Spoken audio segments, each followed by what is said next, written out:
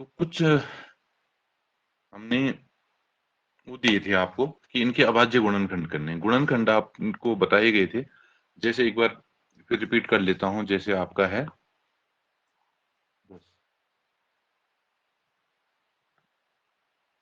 तो 10 के जो गुणनखंड थे 1, 2,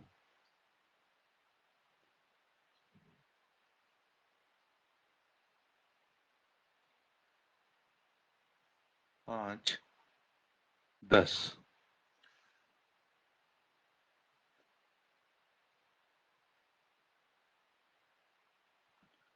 तो अब हमें क्या करना है, लेकिन हमें ज्यादा जरूरत जो पड़ेगी आगे, जब हम लासा निकालेंगे तो उस समय हमें अभाज्य गुणनखंड की जरूरत पड़ेगी।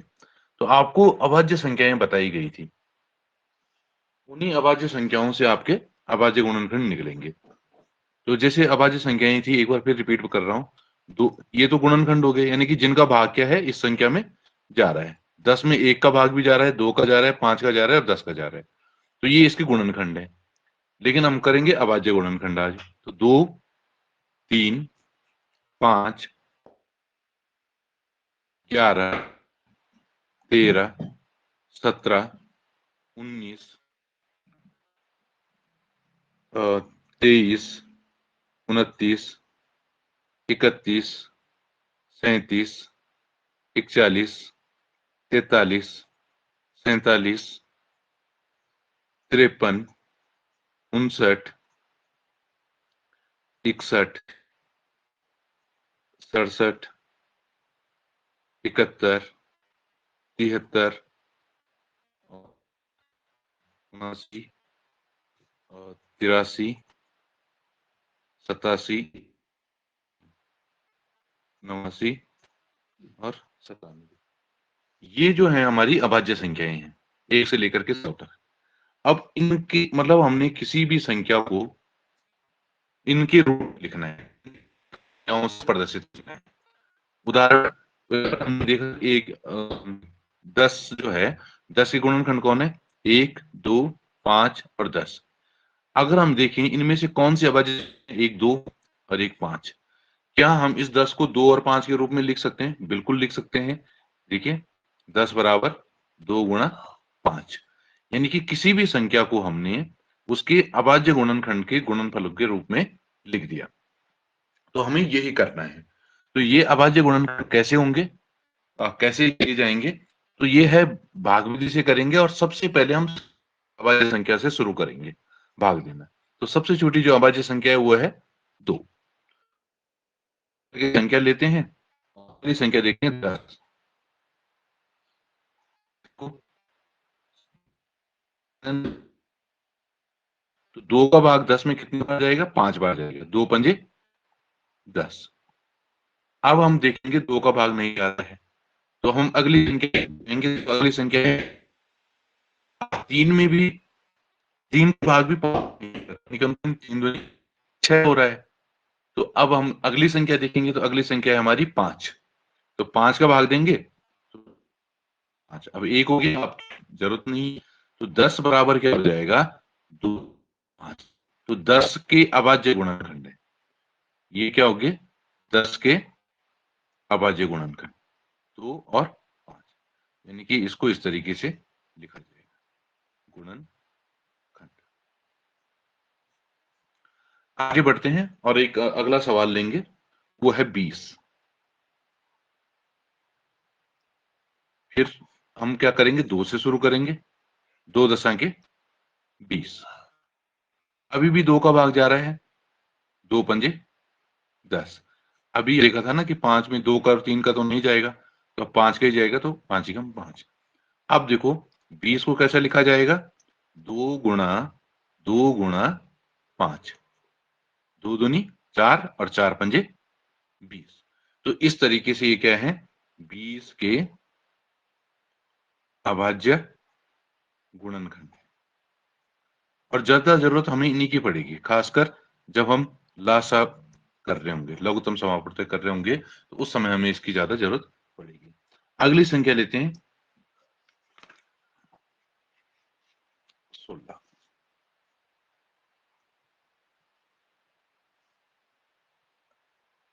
तो अब 16 में देखो 2 का भाग देंगे तो 2 अठा 16, फिर 2 का भाग देंगे 2 चको 8, फिर 2 का भाग देंगे 2 दूनी 4, फिर 2 का भाग देंगे 2 एकम 2। अब हमारे 16 के गुणनखंड यानी कि 16 के जो अभाज्य गुणनखंड है क्या हो जाएंगे देखो, 2 दूनी 4, 2 4 दूनी 8, 8 दूनी 16, यानी कि 2 गुणा 2 गुणा 2 गुणा, यानी कि इसको हमने किस संख्या में रूप, चारों बार 2 आया और 2 क्या है हमारी अभाज्य संख्या है। ठीक है, तो ये हमारे क्या हो गए 16 के अभाज्य गुणनखंड हो गए, 16 के अभाज्य गुणनखंड हो गए। अगर आप वैसा भी देखो कि 16 के गुणनखंड हो सकते थे, तो 16 के गुणनखंड क्या होने थे देखो, एक हो सकता था, एक का भाग 16 में जाता, जो आपको ऐसा तरीका बता रखा है, एक 16 बराबर 16, फिर बता रखा है 2 में आएंगे तो फिर 2 अठा 16, फिर 3 का जाता नहीं, 4 का जाएगा, 4 चको 16।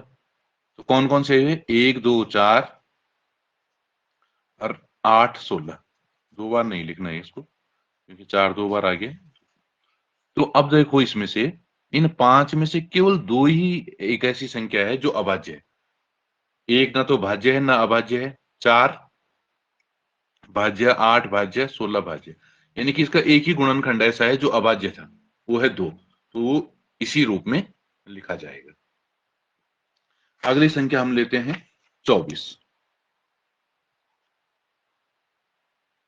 ठीक है, अगर हम ऐसा देखें तो 24 के गुणनखंड क्या होंगे, एक का भाग सब में जाता है, 2 का, 3 का, 4 का, मतलब इसका भाग 24 में जाएगा, 6 का, 12 का, सॉरी 8 का, 12 का और 24 का।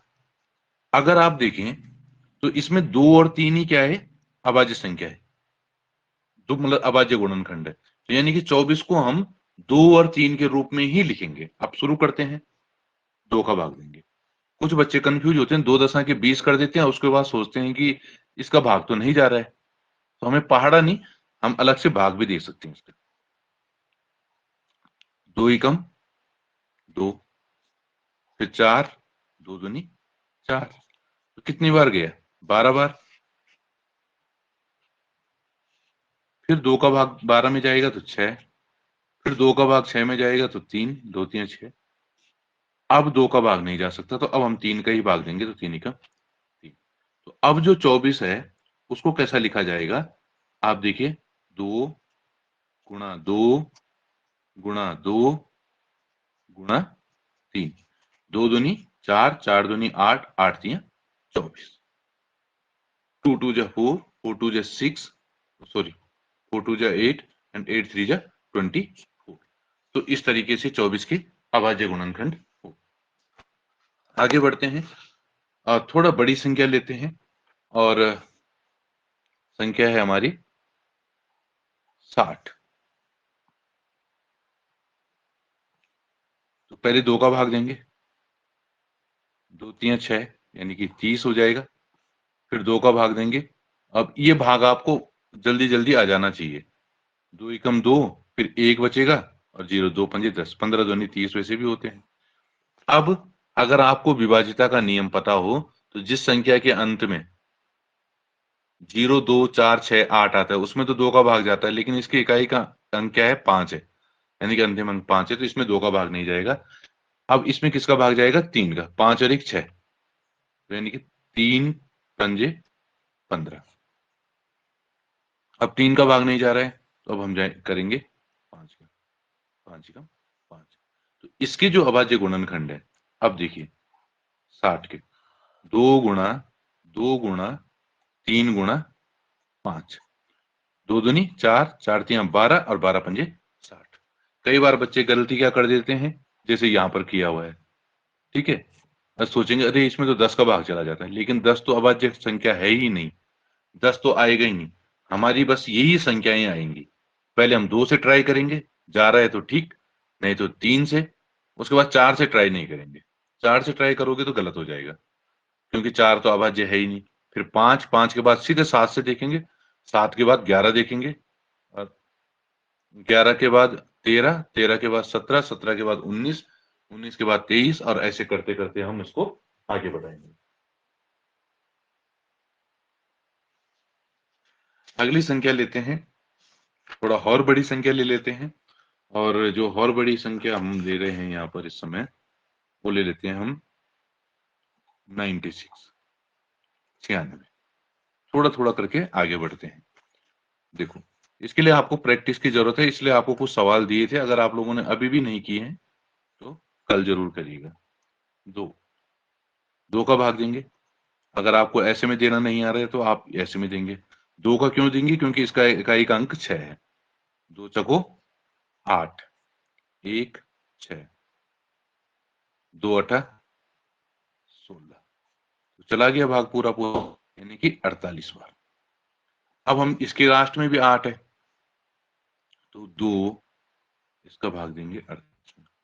2 दूनी 4, फिर 8, 2 चको 8, तो यानी कि 24 बार जा रहा है। 2 24, अब 2 का भाग 24 में देंगे तो अब भाग नहीं दे रहा मैं, 12 दूनी 24, ये आपको पता होना चाहिए। 2 छका 12, ठीक है, 2 3 6, और लास्ट में 3 एकम 3। तो अब देखिए 96 को हम कैसे लिखेंगे? 2 गुणा 2 गुणा 2 गुणा 2 गुणा 2, 5 बार तो 2 है, और लास्ट में क्या आ जाएगा? गुणा 3। 2 दूनी 4, 4 दूनी 8, 8 दूनी 16, 16 दूनी 32, और 32 तिया 96। तो इस तरीके से हमारे अभाज्य गुणनखंड होते हैं। संख्या थोड़ी और बड़ी करते हैं, और थोड़ा अलग तरह की संख्या लेते हैं एक, ठीक है। तो संख्या ली हमने 121। अब 121 को जब आप देखोगे, इसके इकाई का अंक है 1, तो इससे पता लग गया कि इसमें 1 का भाग तो, सॉरी 2 का भाग तो नहीं जाएगा। अगली संख्या हम लेंगे 3। तो 3 के लिए क्या है विभाजिता का नियम? हम इनके अंकों का योग करते हैं, 1 और 2 3, और 1 4। अब 4 में 3 का भाग नहीं जा रहा है, तो 121 में भी 3 का भाग नहीं जाएगा। फिर आते हैं हम 4 की विभाजिता पे। 4 में हम क्या देखते हैं कि इकाई और दहाई के अंकों से जो संख्या बन रही है वो है 21। अब अगर हम 4 का पहाड़ा पढ़ें तो 21 में 4 का भाग जाता नहीं है, तो 4 का भाग 121 में भी नहीं जाएगा। इसीलिए विभाजिता के नियम आपको पहले बताए गए हैं। अब देखते हैं 5 का नियम। 5 के नियम के लिए आखिर में 0 या 5 होना चाहिए, यानी कि इकाई के। 5 का नियम भी नहीं लगेगा। फिर क्या करेंगे? 6। लेकिन 6 में क्या, सॉरी 6 हम देखेंगे ही नहीं, क्योंकि 6 तो भाज्य है। और वैसे 4 भी नहीं देखना था हमने, थोड़ा सा बताने में गड़बड़ हो गया। 2 देखना था, 3 देखना था, 5 देखना था। 5 के बाद हम 7 देखेंगे। 7 की विभाजिता का नियम आपको वैसे बताया नहीं गया है, कभी देखेंगे अगर जरूरत होगी तो, लेकिन आप इसको ऐसे चेक कर सकते हो भाग दे करके। 7 एकम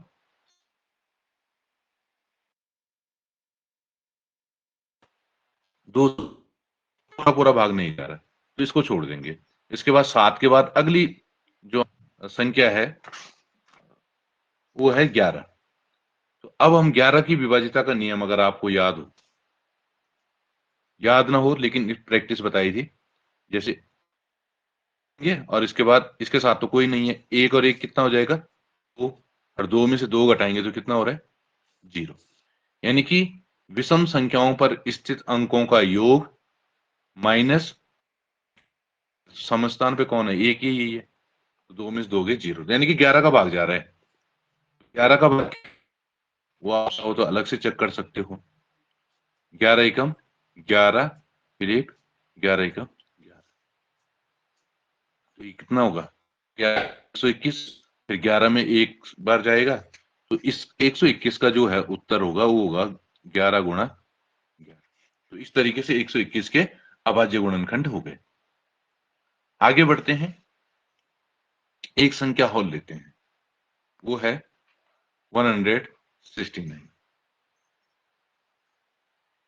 अब आप देखो 2 का भाग नहीं जा रहा है, 9 और 6 15 और 1 16, 16 में 3 का भाग नहीं जाएगा तो इसमें भी नहीं जाएगा। 5 का चेक करेंगे तो लास्ट में ना तो 0 है ना 5 है, तो इसमें भी नहीं जाएगा। अगली संख्या चेक करेंगे, 5 के बाद 7।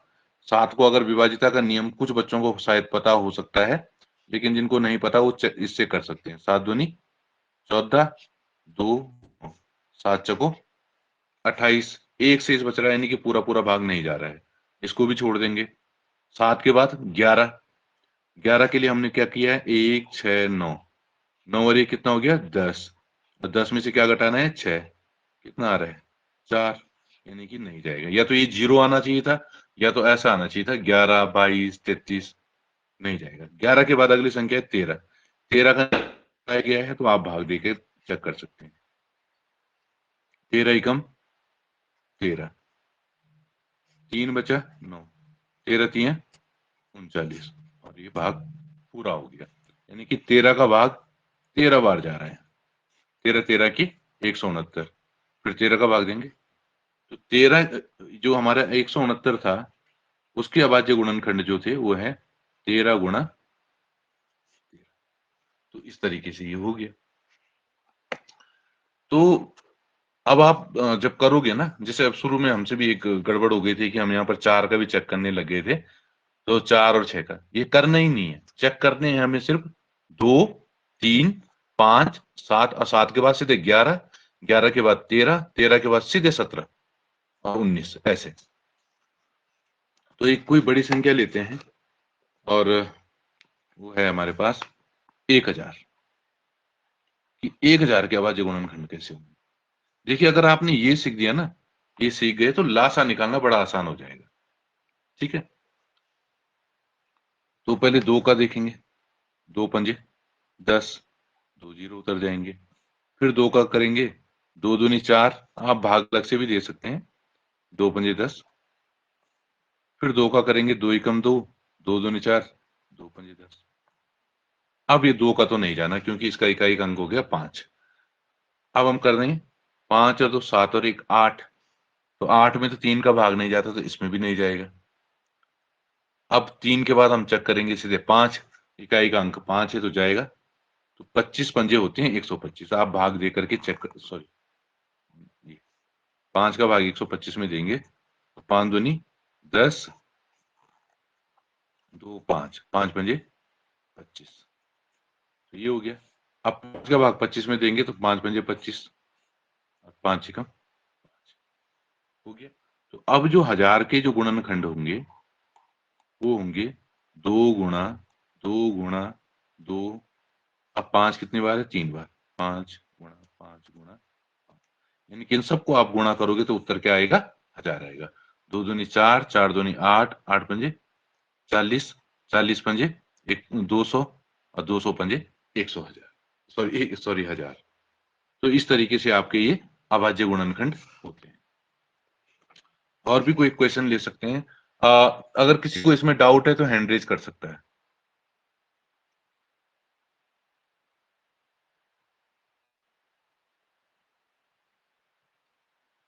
अनुष्का, आपने हैंड रेज किया है, माइक ऑन है, बोलिए। अनावश्यक रूप से हैंड रेज ना करें, अगर आपको पूछना है तो तभी करें, किसी को नहीं करना है। शिवांगी हैंड रेज करना जरा।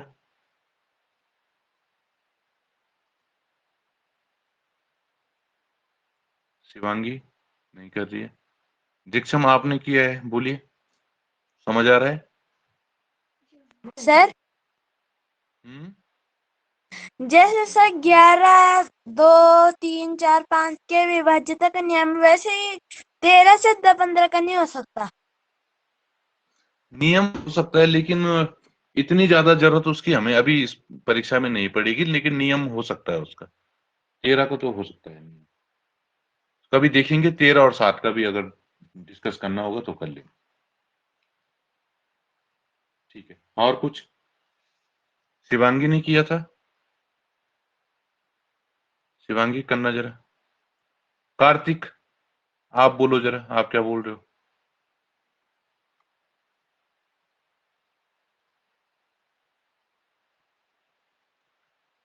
कार्तिक, आकांक्षा, शिवांगी। आप बोलिए, समझ आ रहा है? सर हाँ बोलो। सर अगर ऐसे हो संख्या 1000 और 2000 के अभाज्य गुणनखंड निकाल सकते हैं? मतलब अगर कोई संख्या है 1000 और 2000 के अभाज्य गुणनखंड निकालो तो हम उनके निकाल सकते हैं दो संख्याओं के। हाँ तो दोनों संख्याओं के अलग अलग निकलेंगे ना, 1000 के ही निकल गए और जी 2000 सर। के निकालने के लिए तो इसमें 2 का गुणा और हो जाएगा बस। जी 1000 सर। दूनी 2000। जी हाँ सर। और शिवांगी, आपका माइक ऑन किया गया है? नहीं। कार्तिक, कुछ बोलना है? No sir. समझ आ रहा है? कार्तिक समझ आ रहा है आपको? Yes sir. ठीक है, ओके।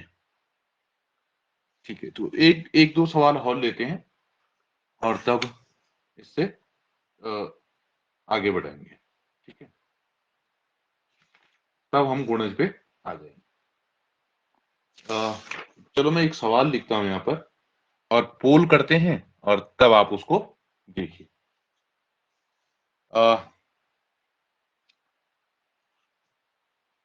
36 के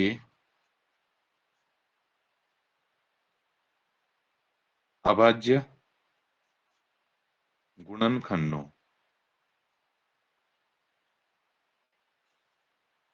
की संख्या है। मतलब ये कॉपी में करना पड़ेगा आपको, मैं अभी समझा देता हूँ इसका मतलब क्या है। 8 9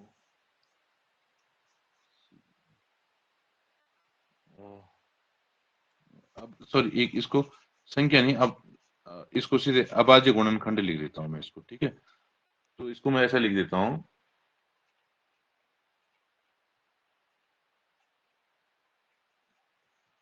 ठीक है।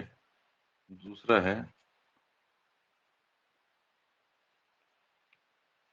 इनमें से कौन है जो उसका अभाज्य गुणनखंड होगा?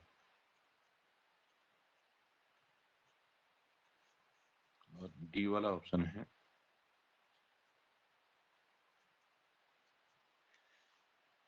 देखो 36 के अभाज्य गुणनखंड आप कीजिए और उसके बाद बताइए 2 गुणा 2 गुणा 2 गुणा 3 ये होगा, 2 गुणा 2 गुणा 3 गुणा 3 ये होगा, 2 गुणा 2 गुणा 2 गुणा 2 गुणा 3 ये होगा, या 4 गुणा 3 गुणा 3 ये होगा। आपने अपनी कॉपी पे कर लिया होगा, जल्दी से कीजिए और तब आप देखिए कि आपका जो उत्तर है वो किससे मैच कर रहा है। 2 गुणा 2 गुणा 2 गुणा 3, बी ऑप्शन 2 गुणा 2 गुणा 3 गुणा 3, सी ऑप्शन 2 गुणा 2 गुणा 2 गुणा 2 गुणा 3 और डी ऑप्शन 4 गुणा 3 गुणा 3। तो उम्मीद है आप लोगों ने कर दिया होगा। तो मैं इस पोल क्रिएट कर रहा हूं, आप देखिए कौन किससे आपका उत्तर 36 आ रहा है। यानी कि लेकिन संख्याएं गुणनखंड क्या होने चाहिए?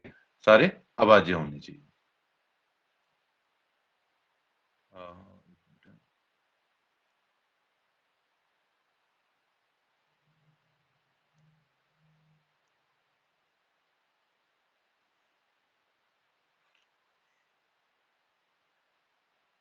ठीक है, हाँ कर रहे हैं, आप लोग रिस्पॉन्स कर रहे हैं, थोड़ा और जल्दी, क्योंकि अब तो आपकी स्क्रीन पे ये विजिबल नहीं होगा। अच्छा स्क्रीन दिख रही है, ठीक है। आपको सवाल भी दिखाई दे रहा है और साथ साथ आपने सबमिट भी कर दिया होगा। हाँ, चेंज करने का आपको कोई मौका नहीं है। ठीक है, अभी भी कुछ लोगों ने नहीं किया है। ठीक है, अब देखते हैं कितने बच्चों का जो आंसर है वो सही है। ठीक है, अब देखिए ये जो है 19 बच्चों ने ही सही जवाब दिया और 18 बच्चों ने डी वाला ऑप्शन चूज कर लिया। देखो जो डी वाले और बी वाले हैं इनको थोड़ा सा ये ध्यान, डी वाले जो उनको ये ध्यान देना था। देखो 3600 इससे भी आ रहा है, लेकिन ये क्या है, ये 4 है, और 4 क्या होती है, भाज्य संख्या होती है। आपको पहली चीज तो ये देखनी, तो ये ऑप्शन तो होना ही नहीं था। फिर बचा बी, 2 दूनी 4, 4 तियां 12, 12 तियां 36, ये वाला ऑप्शन।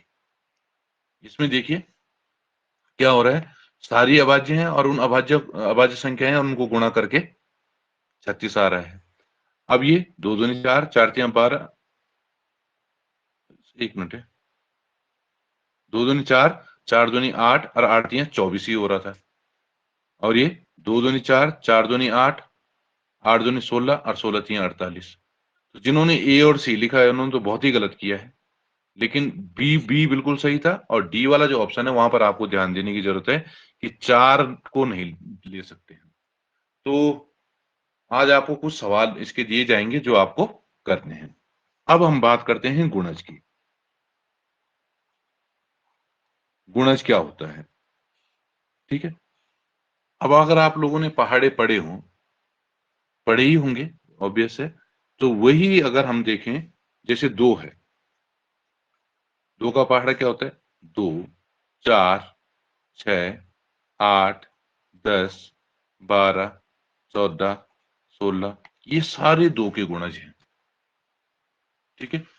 3 के गुणज क्या हो जाएंगे, 3, 6, 9, 12, 15, इसको हम गुणज बोलेंगे, ठीक है। हाँ, तो ये इस तरीके से आगे बढ़ते हैं। ये इनका दूसरा जो नाम है वो अपवर्त्य है, ठीक है। और जो गुणनखंड होते हैं वो अपवर्तक होते हैं। भाई इतना अंतर समझ लेना, जो अपवर्त्य हैं वो गुणज हैं और जो अपवर्तक हैं वो गुणनखंड है, ठीक है। तो अगर हम ये देखें, कोई भी संख्या है वो खुद का गुणज जरूर होगी और खुद का गुणनखंड भी होगी, ठीक है। तो देखो, जैसे 5 है, तो 5 का पहला गुणनखंड क्या होगा, सॉरी पहला गुणज क्या होगा, 5। 5 का पहला गुणज क्या है, 5। दूसरा गुणज क्या है, 10। तीसरा गुणज क्या है, 15। तो कई बार सवाल ऐसा ही आ जाता है कि 8 का पहला गुणज क्या है, तो आपके पास ऑप्शन आ जाएंगे 8, 16, 32, 34 ऐसे, ठीक है। तो आपको सिलेक्ट करना है कि पहला गुणज कौन सा है। कई बार ये पूछ सकता है कि दूसरा गुणज कौन सा है, तीसरा गुणज कौन सा है। तो गुणज असल में केवल क्या है, पहाड़ा है, उतनी बार उसको हम पढ़ सकते हैं। तो अगर हम देखें 2 का गुणज, 5 का गुणज देखें, अगर 5, 10, 15, 20, 25, 30, 35, 40, 45, 50, 55, 60, 65, 70, 75, 80, तो अगर हम ऐसे चलते रहेंगे तो गुणज हमारे कभी खत्म नहीं होंगे। यानी कि किसी भी संख्या के जो गुणज हैं वो अनंत होते हैं। आप ये नहीं बोल सकते कि इसके 5 गुणज हैं। किसी भी संख्या के गुणज अनंत हो सकते हैं, कितने भी हो सकते हैं, उसमें कोई सीमा नहीं है। जबकि गुणनखंड है वो सीमित है, वो फिक्स होते हैं कि इतने ही होंगे, किसी के 5 होंगे, किसी के 4 होंगे, किसी के 6 होंगे। कई बार ऐसा भी सवाल आता है कि अगर, एक सवाल इसको देख लेते हैं कि जैसे 8 के क्या गुणनखंड होंगे, 1, 2, 4, 8, ये गुणनखंड हैं, गुणनखंड। ऊपर जबकि गुणज की बात हो रही थी, तो इसके कितने गुणनखंड हुए, 4। लेकिन 8 के गुणज कोई सीमा नहीं है, 8, 16, 24, 32, 40, 48, 56, 64, 72, 80, 88, 11, 88, 12, 96, और इस तरीके से ये आगे बढ़ता जाएगा। तो गुणज की कोई सीमा नहीं है, गुणनखंड फिक्स होते हैं, ठीक है। तो इस तरीके से आपके गुणज हो गए। तो कुछ सवाल ले लेते हैं और उसी के हिसाब से इसको आगे बढ़ाते हैं। तो देखो, पहला सवाल है, और पोल करेंगे, बहुत आसान है। 7 का चौथा गुणज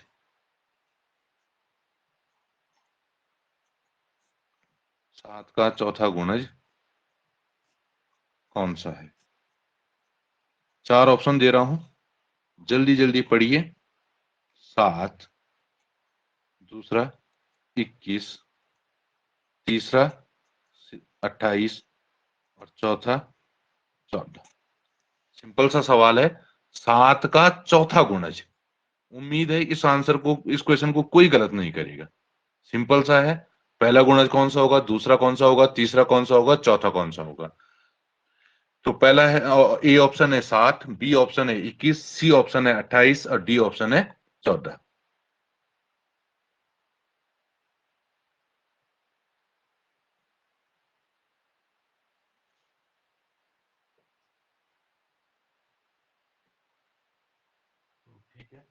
जल्दी जल्दी कीजिए, इतना ज्यादा टाइम नहीं लगना चाहिए।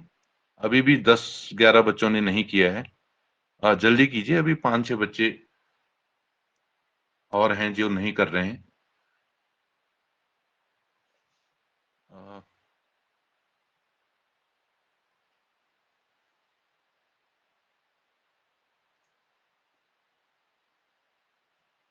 तो 10 बच्चों ने आंसर नहीं किया। और जो लोग ये हैं जो 7 और 21 और 14 बता रहे हैं, वो ध्यान रखें कि आप, ऐसा लग रहा है कि आपका दिमाग कहीं और काम कर रहा है। चौथा गुणज पूछा था, तो चौथा गुणज क्या होगा? 7 का पहाड़ा 4 बार पढ़ो, 7 एकम 7, 7 दूनी 14, 7 तियां 21 और 7 चौको 28। तो ऑप्शन सी सही होना था।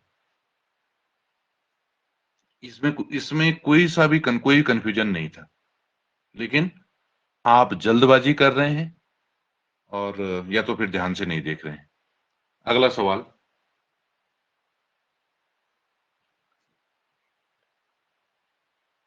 32 निम्न में से किसका गुणज है? किसका गुणज है? ये नहीं पूछा है कि 32 का गुणज कौन है, ये पूछा है कि 32 किसका गुणज है। ए, बी, सी और डी। तो देखो, 4 का गुणज है, 6 का गुणज है, 5 का गुणज है या 12 का गुणज है। 32 निम्न में से किसका गुणज है, यानी कि किसके पाड़े में आएगा। अब इतनी हिंट कर दी है, 4 के पाड़े में आएगा, 6 के पहाड़े में आएगा, 5 के पहाड़े में आएगा या 12 के पहाड़े में आएगा। एक बार फिर समझ लीजिए, 32 निम्न में से किसका गुणज है। 32 का गुणज नहीं पूछा है, क्या 4 4 का गुणज है 32, या 6 का गुणज है, या 5 का, या 12 का।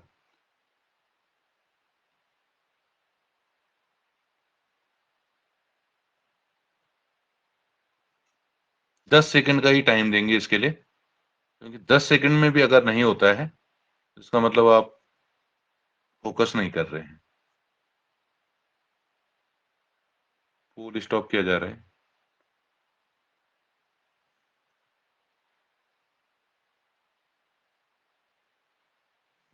थोड़ा टाइम लग रहा है कई बार। हाँ, तो 48 लोगों ने तो इसका सही जवाब दिया है 57 में से, तो बहुत ही बढ़िया। 4 का गुणज होगा, 4 8 32। तो सवाल को समझना जरूरी है, उसके बाद वो आसान हो जाता है। अगला सवाल, 2 के प्रथम 4 गुणजों का योग, गुणजों का योग कितना होगा। यानी कि 2 के पहले 4 गुणज बताने हैं, सॉरी ढूंढने हैं, और फिर बताना है कि उन चारों का योग कितना आ रहा है। ठीक है,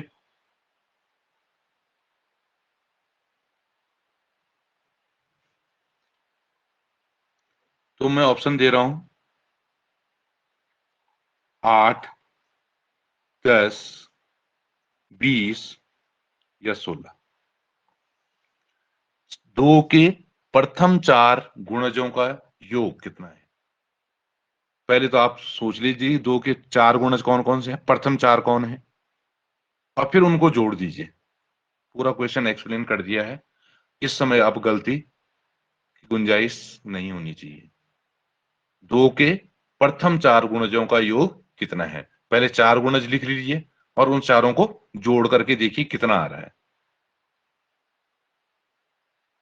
हाँ, ऑप्शन आपको एक बार रिपीट कर देता हूं। ए ऑप्शन है 8, बी ऑप्शन है 10, सी ऑप्शन है 20 और डी ऑप्शन है 16।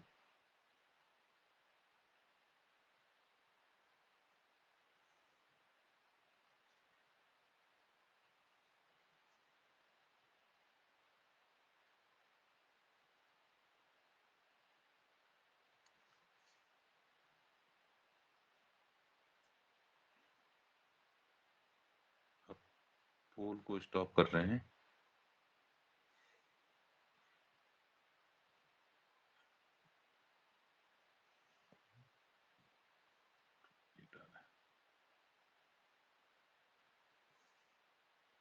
तो देखो, आपने वही गलती की जिसकी हमें पूरी उम्मीद थी। आपने ए लिख दिया, यानी कि 8 लिख दिया, जबकि बोला क्या था? प्रथम 4 गुणजों का योग बोला था, पर चौथा गुणज नहीं बोला था। चौथा गुणज होता तो तब ऑप्शन ए सही होता। प्रथम 4 गुणज कौन है? 2, 4, 6 और 8। बोल भी रहा हूं कि इन चारों को जोड़िए पहले। 4 और 2 और 4 6 और 6 12 और 8 20। ये ऐसा होना था। अगर ये पूछा होता कि 2 का चौथा गुणज कौन सा है, तो तब उसका उत्तर 8 होता। ध्यान रखिए। अगला सवाल, 3 सवाल हुए अभी, चौथा। 8 का 5वां गुणज कौन है?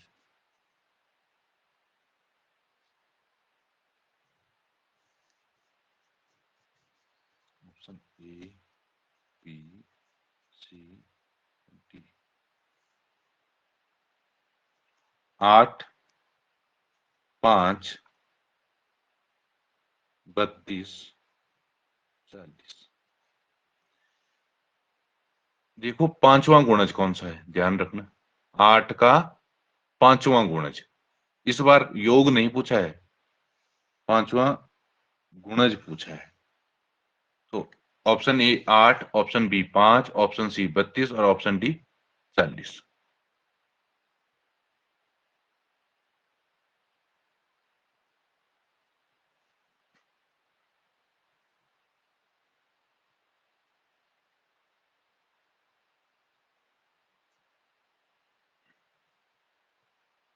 जल्दी रिस्पॉन्स कीजिए।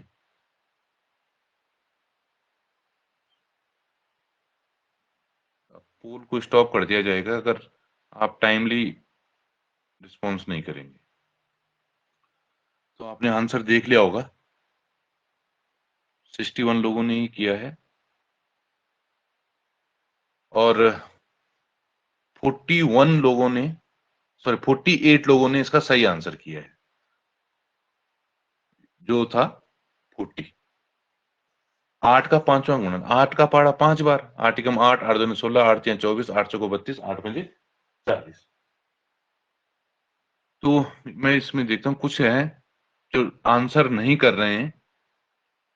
तो अब आपके नाम इस पे अगर मैं रीड करना शुरू करूंगा तो फिर ठीक नहीं है। तो आप ध्यान रखिए, अगर आप जुड़े हैं तो आंसर जरूर कीजिएगा। अगला सवाल,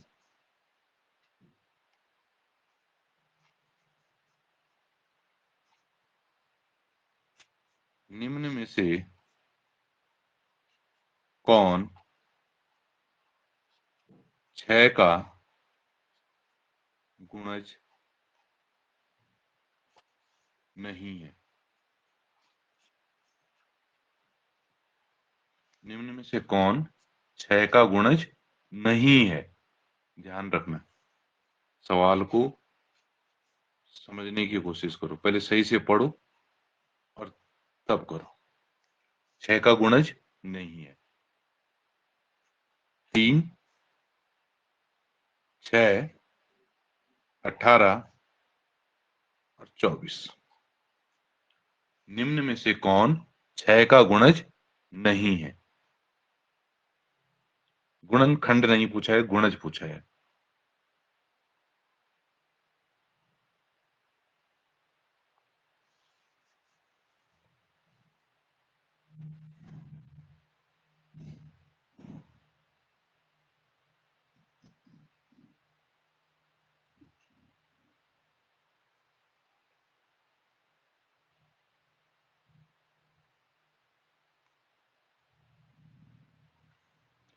कीजिए, अभी भी कुछ लोग नहीं कर रहे हैं। अगर आप पोल का रिस्पांस नहीं करेंगे तो आपका नाम यहां से नोट करके आपको क्लास से रिमूव कर दिया जाएगा।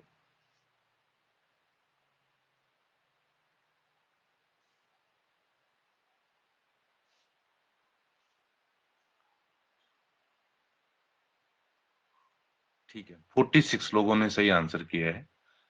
बढ़िया है। यानी कि देखो, 6 एकम 6, 6 6 18 और 6 6 24, ये तीनों तो गुणज हैं।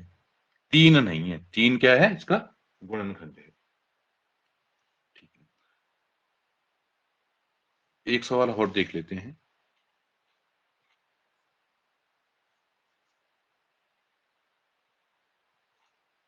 निम्न में से कौन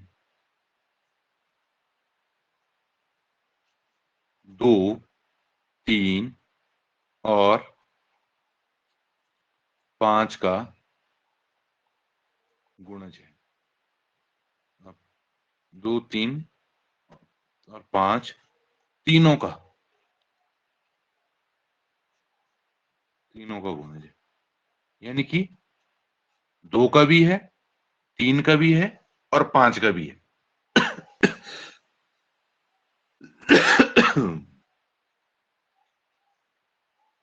वो 2 का गुणज भी होना चाहिए, 3 का गुणज भी होना चाहिए और 5 का गुणज भी होना चाहिए। देखिए,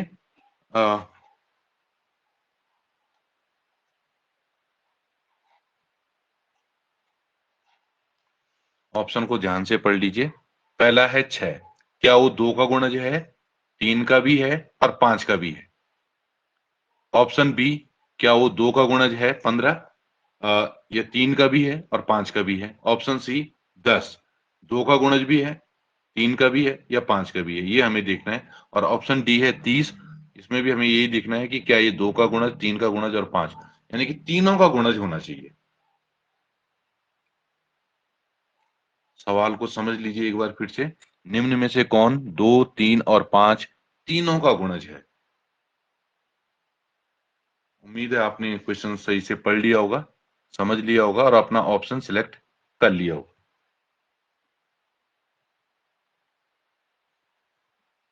ऑप्शन आपने सिलेक्ट कर दिया होगा, पोल अभी लॉन्च होगा।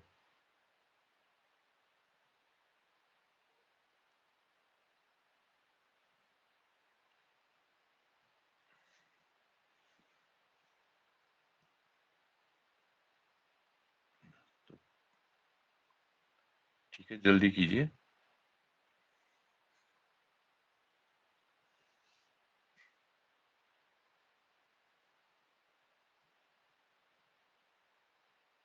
अभी भी कुछ बच्चे हैं जिन्होंने पोल में पार्टिसिपेट नहीं किया है।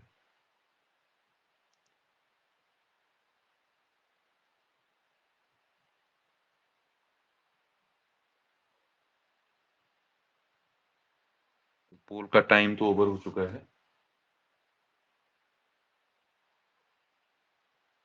तो अब देखते हैं, 44 लोगों ने इसका सही जवाब दिया है। अब मैं एक बार जो बच्चे नहीं दे रहे हैं उनका नाम ले रहा हूं। सक्षम, अदिति, अनमोल, राधिका, आरव, गोपाल, अंशुल, आरती, आयुषी, अंशिका, विद्या, आरुषि, अंशिका नेगी, नैतिक, आरती, आरती बडूनी। आप क्वेश्चन को पढ़ नहीं रही हैं। प्रकाश नाथ, अर्चना, अस्मिता, लक्ष्मी, कृष्णा और एक और है, इसका नाम रीड नहीं हो पा रहा है। तो एक तो पोल में पार्टिसिपेट करना है और सही आंसर भी देना है। देखो, अगर हम 6 को देखें, 2 का गुणज है 2 3 6, 3 का गुणज है 3 दूनी 6, लेकिन 5 का नहीं है, तो यानी कि ऑप्शन ए तो नहीं हो सकता। फिर आए हम 15 पे, इसमें 2 का भाग ही नहीं जाता, तो 2 का गुणज नहीं है, तो यानी कि ऑप्शन भी गलत। इसमें 3 का जाता है 5 का जाता है, लेकिन 2 का नहीं जाता। अगर अगला देखें, इसमें 2 का भाग जाता है, ठीक है, लेकिन 3 का नहीं जाता, इसका मतलब ये भी नहीं। 5 का भले चला जाता है। अब देखें 30, 2 का भाग पूरा पूरा जाएगा, 15 दूनी 30, ठीक है, या 2 15 की 30, 3 का 3 दशा के 30, और 5 का 5 छका 30। तो 30 ही ऐसी संख्या थी जिसमें जो 2 के पाड़े में भी आ जाए, 3 के भी और 10 के भी। ऐसा नहीं कि पाड़ा 10 ही तक होता है, पाड़ा भी अनंत तक हो सकता है। मतलब ये मत देखिए कि आपने 2 दशा के 20 किया और उसके बाद नहीं गिना, भाग जाना चाहिए, वो देखना जरूरी है। तो इस तरीके से आपके आज ये गुणज और गुणनखंड के सवाल थे जो आपने देखे, और आपको कुछ सवाल इसके मतलब होमवर्क में दिए जाएंगे, उसको आपके करना है। तो